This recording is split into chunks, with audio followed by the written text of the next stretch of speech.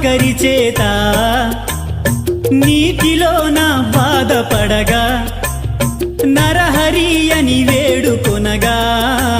త్వరితముగా రక్షింపలేదా ధరణిలోన భంభం గురుని పాద పద్మము సాక్షిగాను నిరంతరము షేకు అబ్దుల్ పరమ పదవి కోరలేదా ఎవరి గతి ఎటులున్నదో ఈశ్వరునికెరుక ఎవరికే విధముగా జరుగునో పరమాత్మకెరుక